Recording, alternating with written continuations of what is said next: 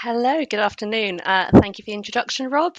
As Rob said, my name is Charlotte Pemberton-Bennett.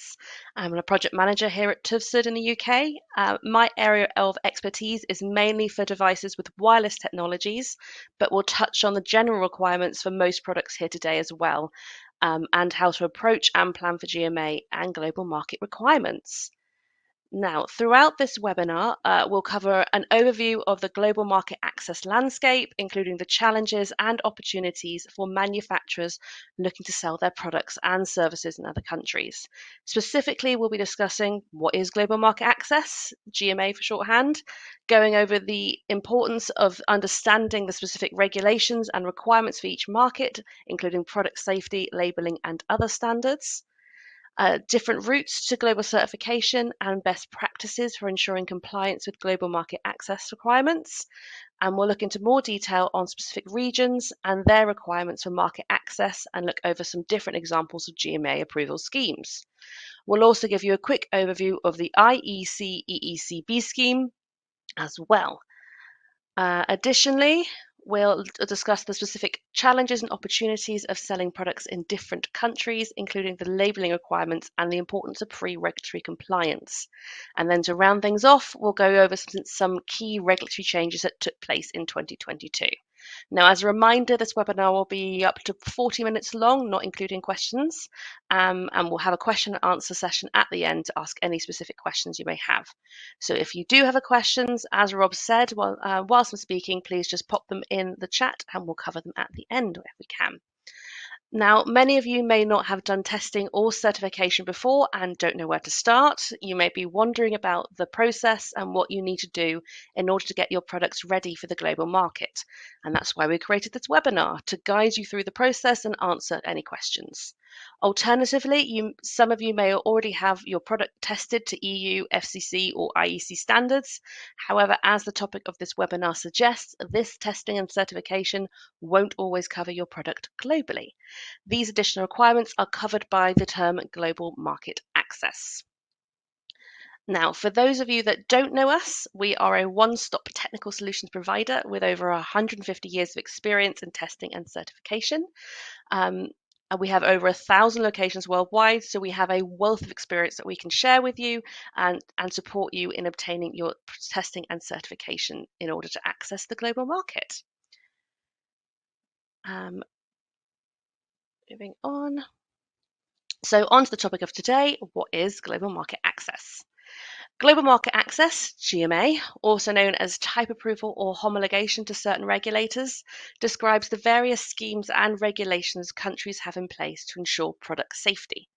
These requirements vary from country to country and are based on each country's own regulatory environment. So it's important to understand the global market access landscape as more and more manufacturers create more complex products, often with wireless functionalities. So countries' regulators are constantly reviewing and updating their regulations to keep up with these changes and ensure that products do not interfere with other devices or cause health and safety issues to consumers. For example, a product compliance could be simple as checking that a Bluetooth device operates in the approved Bluetooth bands and output powers, and checking that it's safe for the environments it will be used in and it won't harm people or the environment. Now, the simplest way to think about GMA is as a visa for your product. The vast majority of you will use a company like TÜV SÜD as your agent who will prepare your application and submit it to the regulator. The regulator will then issue your product with a visa in the form of an approval certificate, and then your product can cross their border with this certificate and can be sold to your customers. However, much like arriving at passport control without a visa, if your product arrives without its certificate, there can be serious consequences. Customs officials can and will halt the shipment at the border, requesting a copy of the product certification to let it pass.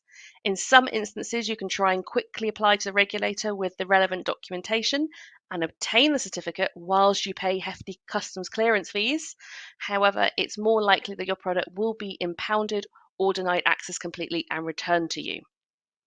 If whilst it's waiting in customs clearance that it's found not to be compliant with national requirements, it often means having this product returned to you and being redesigned or re-engineered, which can result in delays and additional costs and loss of future revenue, which is never good.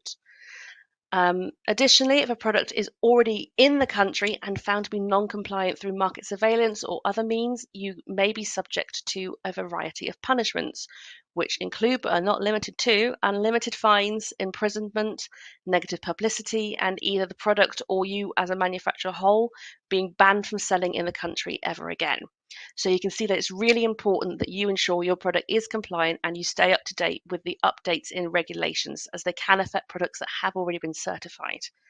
It's also important to understand that these risks are not just limited to countries outside the UK or Europe or the US, but also apply within these regions. So just because we're discussing GMA today doesn't mean that you don't need to check on the requirements closer to home.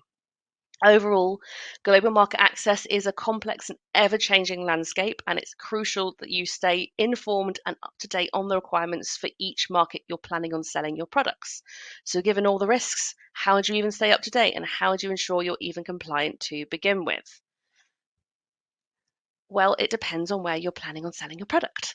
As mentioned, your first steps as a manufacturer is often to get in touch with a company such as TÜV SÜD to handle the main bulk of testing and certification requirements for your product to cover EU, US, and Canada, including CB safety testing.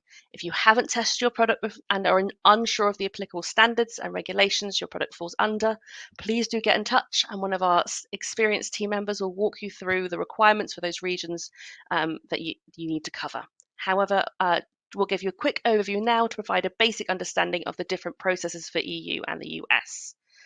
Now, in the US and Canada, there are certification requirements which must be supported by testing. Depending on your product and its technologies, you will either need to self-declare compliance to the requirements, or you'll need to be certified by a TCB, which is the Telecommunications Certification Body. Once certified, and you have your certificate and your test reports, they will be listed on the public domain for consumers and other members of the public to review. You would then be able to apply the FCC mark to your product. In contrast, the EU follows more of a self-declaration process. You first need to decide which directives apply to your product. Examples of these directives include the Radio Equipment Directive, the EMC Directive, Medical Directive, or Explosive Atmosphere Directive. And then you ensure that your product is compliant under the applicable directives by carrying out testing to the applicable standards. This is, as I said, is where TÜV SÜD can help guide you through the steps. Once testing is complete, you would then need to compile a technical compliance file with all of the required documentation, and then write and sign a declaration of conformity to keep with this, and after which you can apply the CE mark to your product. This technical compliance file for both the US and EU would primarily contain your test reports, your certification numbers where applicable, your certificate, or declaration of conformity. Now, your key takeaway phrases from this are FCC and CE reports, which we'll be using a lot as we discuss GMA in more detail. And as I said, if you have any questions on what I've just covered now, please do get in touch with one of our team members and we'll be happy to answer any of your queries. Now, in regards to staying up to date with regulatory changes, the easiest way is to subscribe to changes on the regulators' websites themselves. So you're alerted to any regulations or public consultations they may release. You can also stay in touch with your local importers, distributors, and the companies that handle any certifications on your behalf, as they will constantly be monitoring and discussing upcoming changes in the countries you are selling in. So now we'll move on to looking at how you obtain your global certifications. Now, there are three main routes to global certification, and these are principally governed by geography. The first route is by submitting your EU technical compliance files to a regulator for review. The regulator will then review these test reports and documentation against their own regulations before issuing you with an approval certificate. The second route is again very similar to the first. However, instead of the EU technical compliance files, a regulator will instead request evidence of compliance to FCC standards. Then, in the same way as the first route, the regulator will review this documentation and issue you an approval certificate. The final route to compliance is via testing. Not every country will fully align with EU or FCC, so will instead want to test your product to their own national standards. So how do you know which country wants what, as well as you can determine by geography, as I said, and can guide you where a country may align, as every country will have a slightly different process. Now we're going to work through each region, so I'll give you a clearer picture of how they all align globally. The first region we're going to look at is EU-leaning countries, the ones which require EU technical compliance files and CE reports. These tend to be located in Africa, the Middle East, the CIS region, which is Kazakhstan, Kyrgyzstan, Armenia, and the sanctioned states Russia and Belarus, Australasia, and Asia. But please note that in Australasia and Asia, there are some countries which have deviations from the main EU standards you will be testing to. So if you're aiming to sell in these countries, make sure your test lab is aware so they can capture these deviations as part of your initial testing. As outlined just now, these countries require evidence of compliance to EU standards. However, if you have a wireless product, do make sure to double check that the frequencies your product uses does align with the frequencies permitted in that country. As whilst they do accept EU reports for the majority, some technologies such as cellular, Wi-Fi, and RFID are not accepted equally. However, please note that within these regions, there are also some countries that will want evidence of compliance to EU standards and may also require a sample as well, either for functional testing or for just carrying out a basic review by just turning it off and on again. These countries include, but are not limited to, Ethiopia, Algeria, Ghana, Chad, Indonesia, Israel, Malaysia, and Tunisia. I am going to point out, however, that whilst these countries do sometimes require testing, the requirements for a sample will depend on your product and how you have carried out your testing and certification already. If your product is also quite large, they may also waive the requirements as they don't want to have to deal with testing as product as much as you don't have to spend a fortune shipping it to them. Now, for FCC reports, based on the process of elimination, it's fairly clear which countries prefer this set of documentation, these mainly being the countries in LATAM and the Caribbean. However, again, make sure to double check the specific requirements for this country as there may be additional requirements in place, or they may even prefer EU technical compliance files, particularly overseas territories of European countries. But unlike EU-leaning countries, most countries will just require paperwork. The exceptions to these are Haiti and Costa Rica, with Costa Rica only requiring local testing for devices with cellular technologies. Now, the final set of countries is, of course, the countries that don't accept EU or FCC test reports. These countries will want to test a single sample or multiple samples within the country to check that it is indeed compliant to their regulations. They will then issue test reports against their own standards. The main countries that require samples for testing are Japan, China, Taiwan, Mexico, and Brazil, with other countries, particularly Asian countries, requiring samples in certain cases as well. Now, the test requirements can vary a lot from country to country, with Mexico tending to review the product on a more high-level basis, in contrast to Taiwan, that requires upwards of 6 samples to carry out functional radio, EMC, and safety testing. So make sure to check exactly what is being tested to ensure that your samples are prepared correctly for the correct tests. Otherwise, you're likely to encounter delays and additional requirements to send more samples into the country to resolve various testing issues and failures.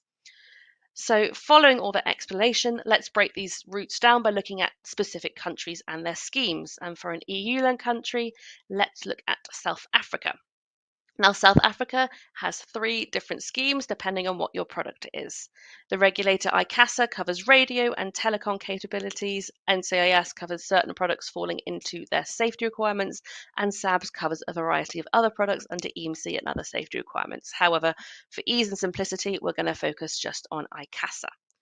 Now, ICASA requires a local company to submit the application on your behalf.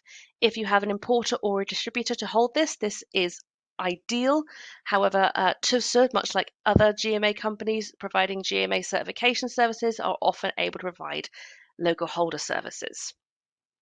So for your local approval holder will submit your EU DOC, your RF, EMC, and safety tests, block diagram, photos, and user manual, all for ICASA to review. The regulator then typically takes around 6 to 8 weeks to review this and then will issue you with a certificate which is valid indefinitely, so you don't need to worry about recertifying and renewing in the future. Once your approval is obtained, you will then be able to apply the ICASA conformity mark, but I'll go over that later in the webinar. For those of you with non-radio products where radio doesn't apply, NRCS, the safety regulator, follows a very similar process, requiring instead your IEC safety test reports before issuing an approval certificate with a 3-year validity. So once you've obtained your certificate, make sure you renew it in time, otherwise you might be caught out and found non-compliant. A difference between ICASA and NRCS is that for NRCS, you must have a local importer ready to hold the approval, as NRCS mandates that the company handling the import must hold the approval. It's unfortunately not the same as ICASA. Moving on to an FCC-leaning country, we have Panama. Much like South Africa, they are a paperwork-only country. However, they instead require an FCC grant and its associated RF, EMC, and safety reports. Then 6 weeks later, they will issue a certificate that is valid indefinitely, and then you can import and sell in Panama. Most countries in this region follow the same approach. However, a commonality across the region is that a company registered in the country must submit the application. So whilst the process is straightforward and something you could imagine doing yourself, for a lot of LATAM countries, this is not something you'll be able to submit directly. Finally, for countries that don't proceed with paperwork only, we're going to stay in the LATAM region and take a look at Brazil. Now, for radio devices, they fall under the Anatel scheme, which will require RF, EMC, and safety testing. For this, a conducted sample and a normal sample will be needed to carry out much of the testing, which is similar to FCC testing requirements. Once testing has been completed, they will issue the test reports in Brazilian Portuguese, which will be certified by the lab or OCD, with OCD being Portuguese for certification body. Once certified, your test reports and the OCD certificate will be sent to Anatel, who will review all the documentation and issue a certificate, adding their product to an online database which anyone can view, much like FCC. This database is also set up to alert your local holder when the certificate is due to expire and what actions to take if you do not review and your product is going to be end of life. Most countries all follow one of the above processes. However, as with much of GMA, each country is slightly different, so make sure to check for those differences. For products with no radio, like a power supply, these will be subject to safety schemes, which can in some cases be more complex. Some are also paperwork, like we have discussed, or just involve simple testing. However, as an example, we'll go through the worst case scenario and have a look at Japan PSE Diamond Scheme. Now, for products falling into scope of this scheme, not only is testing to Japanese standard required, but a factory inspection is also required by an accredited PSE inspector, which we do have at TÜV SÜD. So in parallel to your testing in country, you'll need to arrange for an inspector to come to your factory, carry out the inspection, and issue with an inspection report. Their inspection report, along with the test reports, will then be submitted to a certification body who will issue the approval. Now, this is one of the more complex schemes, with most not requiring as many reports or steps or hurdles to jump through as this, but make sure you do check if there are schemes in place. Now, continuing on with non-radio products, for any manufacturers here today with no radio and are purely testing for EMC and or safety for their products, there is a slight caveat to what I've covered so far, as many of you will have heard of the IEC EECV safety scheme and test your products under this scheme. For those of you who are not aware, the IEC-ECV scheme is an internationally recognized system for the mutual acceptance of test reports for electronic products. Now, there are currently 54 member countries who accept test reports conducted as part of the scheme, with many more countries accepting the reports as well. Now, thanks to a great number of the countries who accept these reports, there is often an assumption by some manufacturers that once you're certified under the scheme, you can import and sell in these countries accordingly without any further action, if your product is not subject to any radio certification. However, even if your product is CB certified, there may be additional safety certification schemes in place, as we've looked at with Japan PSC and South Africa NRCS. So always double check if your product falls under that. So the short answer is that the scheme does not cover all your GMA requirements. However, if you're a manufacturer producing a product that is non-domestic and non-radio, for example, a power supply that is being used for equipment inside a factory, then it quite possibly might be covered by the scheme, as a lot of the safety schemes globally tend to cover household or consumer-based products, but do double check. So After obtaining your certifications, the other main global market access requirement is labeling your product with the correct conformity marks. Now, many of you will be aware of the marks shown here, the CE and FCC mark found on many products, but other countries have their own versions. As I mentioned earlier, South Africa's regulator ICASA has their own conformity mark which must be applied to the product. An example is shown here. As you can see, in addition to the ICASA logo, the certificate number must also be included. This means you can't add the label until you have the certificate. So make sure to leave room and time to add this onto your product's label. Otherwise, other countries such as Brazil and Taiwan also require the certificate number to be included as well. Now, for those of you that have products with displays and internal software, there are some countries which do permit e-labeling instead of including it on the product. There are also some regulators that allow for the conformity mark to be included on the packaging or the user manual if your product is simply too small to include it. However, always check the regulation or check with the regulator before you apply it anywhere else, as you don't want to be caught out and found non-compliant. So labeling is not always limited to conformity mark and certification number. So again, make sure to check to include your product's model name, brand, and any relevant warning or compliance statements, often in the local language as well.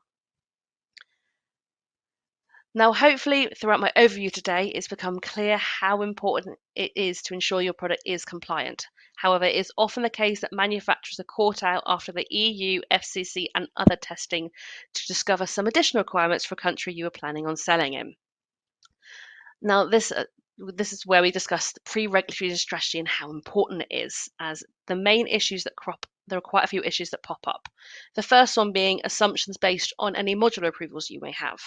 Now, many of you are looking to include a pre-built Bluetooth module or another radio module into your device, and module manufacturers will often encourage you to purchase their module by highlighting the countries that it has already been certified in. These countries often include Korea, China, Taiwan, as well as FCC and EU.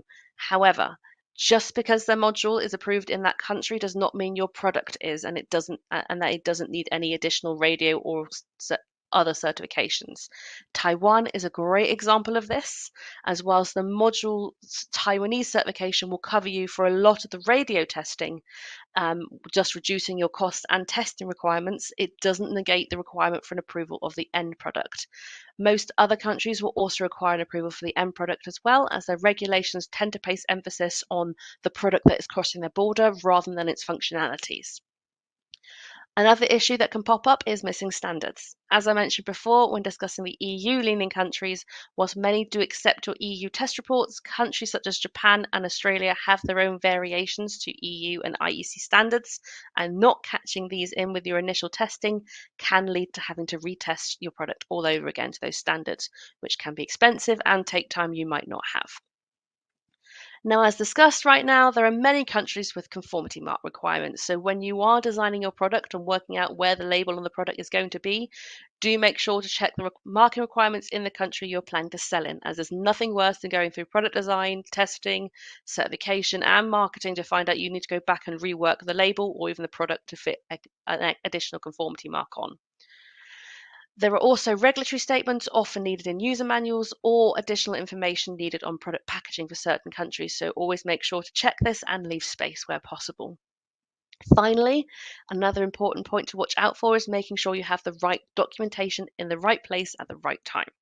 Often during GMA certification processes, regulators will ask for a copy of the user manual, for example, in their local language, whether it be in Chinese, Spanish, French, or Korean. So make sure these are ready in time for your applications. Otherwise, your certificate issuance might be held up and you might miss sales targets as a result. It's also important to have your local importers in place, as we discussed for South Africa, as lack of local representation might halt your certifications too. So as I've mentioned before, even during the product design stages, please make sure to check the requirements of the countries you're planning to sell in.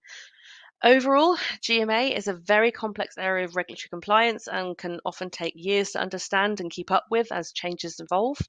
If you are ever at all unsure of the specific requirements, always double check. Generally, while there is always a cost associated with GMA services, it does pay to have experts guiding you through the process. And TÜV SÜD is always happy to help, even at pre-compliance stages where our engineers can help check your product and highlight any potential issues so you don't get caught out for EU or US testing and also GMA certification requirements as well. Now, to round things off, we'll just look at some key changes that took place in 2022 so you can plan ahead for 2023. Firstly, in Argentina, their new labelling requirements have now come into effect. For those of you who have some experience in Argentina, you'll be aware that the C mark was typically required. However, going forwards from August last year, all products, including products that have already been certified, must have the new Ramatel conformity mark shown. This is also a good example of keeping up to date with regulatory changes even after you've obtained the approval certificate. Next up, we have Wi-Fi 6E. Well, this has been around for a few years now, and Wi-Fi 7 is already in development. It is becoming more widely used globally, and GMA regulators are beginning to catch up with the updates. Last year, a few more countries accepted products with this technology, and these include, but are not limited to, Colombia, Dominican Republic, Mauritius, and Qatar. Now, moving on to another big regulatory change that took place last year was in India. India launched their brand new TEC scheme, which is mandatory for a lot of products which connect to public network or telecommunications products. A large number of products falling into phases 1 and 2 of the rollout already need to be tested locally and certified against the scheme, with many more products requiring mandatory approval from the 1st July this year. So if you think your product likely falls into the scheme, try and get it certified sooner rather than later, as many manufacturers are currently rushing to get this certification in place, as even products already on the market will need certifying. One thing to be aware of, though, is that testing is currently very expensive, as in 5 figures, due to the lack of accredited labs and the high demand. However, tech is constantly evolving and evaluating this, so this may change in the future. Another change was following the conformity assessment procedure in 2021 in Mexico, PEC as it's known locally. The regulator IFT publicized changes simplifying the process. Their earlier 2021 changes caused a major backlog, meaning approval certificates took up to 6 months to be issued, as they increased the demand. The requirement for every importer to have their own approval. Previously, you could have multiple importers on one certification. But thanks to these changes, where this is no longer not as required, lead times are now back to normal. So if you've heard terrible things about Mexico, you can now rest assured that things are now progressing well.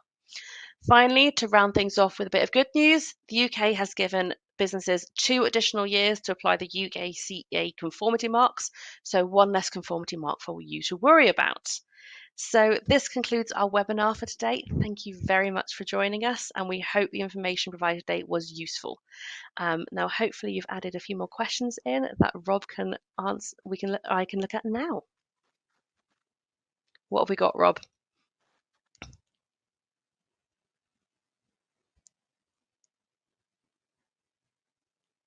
Hang on a second, Rob. I think there was no sound coming from you. There we go. Can you hear me now now? back, Rob. Yes. Disaster.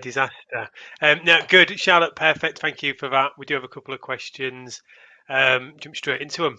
First one is, how do we make sure we obtain certifications we need in time? As I said, that's part of your pre-regulatory compliance strategy. That's all about planning. So it's one of the best port of call is to go to your GMA certification provider and ask them what the quote is and the lead times for your countries. And then based on that, you can backtrack from your release date or your sales targets and work out your best application date from then.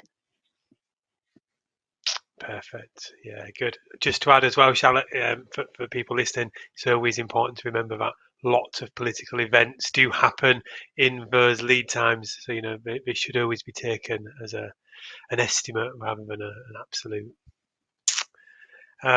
Second question. So you mentioned there's a safety scheme for Japan. I'm just wondering, how does it work for radio products? Does that need a safety scheme too? No, so products tend to fall in either or, so it tends to be the RF scheme or the safety scheme. For the RF scheme, Testing can be carried out within TÜV SÜD, so you don't need to go directly to Japan for that. And then certification again is all carried out in-house, so it's much more straightforward than the safety scheme, and can be powered in with your EU and FCC testing. So if you are interested in that, get in touch. Perfect. Yeah, see the questions are rolling in now. So next one, can the CB scheme help with machinery exports to Morocco? Potentially, particularly as Morocco is EU leading, but it would depend on the scheme your product would fall under. So if you send the product details over, we can take a look and check the scheme for you. Perfect. Yeah. Next question, one I'll answer, Charlotte. So it's how long would type approval Yep. typically take for the US? So if you assume that we're talking about a radio product here, there's a number of schemes that could apply. As Charlotte mentioned, it might need the FCC. If it's an intentional radiator, wireless product, typically that's one of the labs. There's many labs around the world, including us, that can do that. You're probably looking at a week or two's worth of testing, depending on if you're integrating a pre-approved module or you've designed a chipset or etc. So maybe a couple of weeks for the testing, some time for the reporting. Then the certification part, it is possible to have it done relatively quickly, but in reality, you're probably looking at a good month or so for the radio part. There's likely also an EMC need, that can probably be done in parallel, depending on comfort of your product passing. Typically, there's only a couple of days for that, but again, it's maybe a week or so. The tricky part is depending on who you're selling to and your type of product, you may need NRTL approval. It's a piece that we didn't really touch on in the webinar, but it is a specific North American regulatory mark needed for the US and for Canada, and it does involve safety testing, so that can be more onerous and take a little bit more time than what we've just talked about, depending on the product. There are so many different schemes available, depending on if it's an IT product, or a medical device, for example. Two vastly different types of schemes that would apply there. So as seems to be the theme from this, it's really best to double check really early on in that process. So when you've got a proof of concept or a design, that's probably the point you should be thinking about compliance. Much later than that, you're starting to have risks. Next question, one for you, Charlotte. Do test and certifications expire after a period of time, e.g. after 3 years or something? Yes, if you're talking about test reports like EU or FC test reports, tends to be not, but again, check the requirements. EU and FCC are constantly updating their standards, so try and stay on top of that. For GMA, depends on the country. As I said, for South Africa, your certification is only valid for 3 years.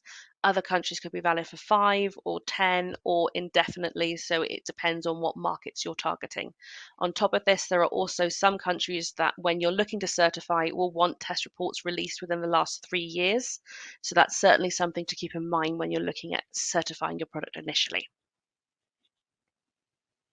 Perfect. Yeah, So and yeah, it's also important to mention that some of those lead times for the renewals are quite long. So probably by the time a certificate's issued, it's almost time to start thinking about the renewal immediately. So yeah, again, don't leave it until the certificate expires, as Charlotte's mentioned. yes, as there are some countries that Um, only like to issue certificates with a year validity, so they can roll around very quickly. yeah.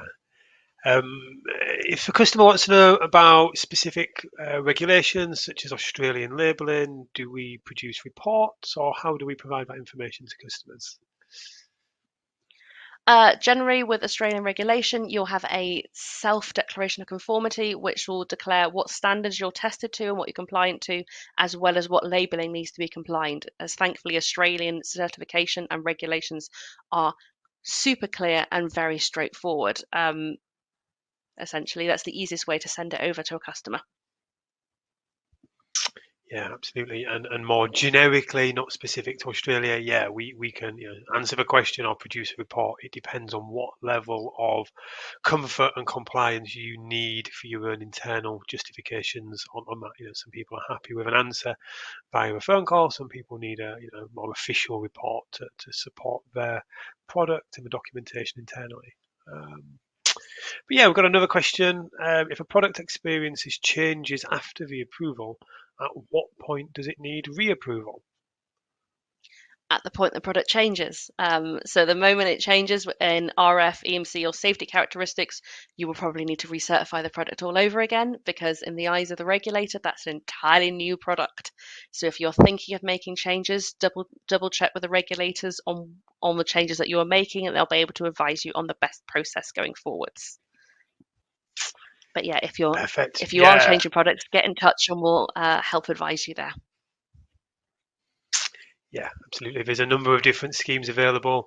FCC allows some changes. There's sort of classified under class 1 or 2 changes, which may be allowed or may be allowed with some additional work. Actually, what we find, as Charlotte's mentioned, is a lot of these countries, they issue a specific certificate for a specific product. You make any changes, hey, unfortunately, you probably have to do something to update them. Not all of these countries are Mhm. as lenient, let's say. And yeah, Charlotte will be more than happy to help people with that one.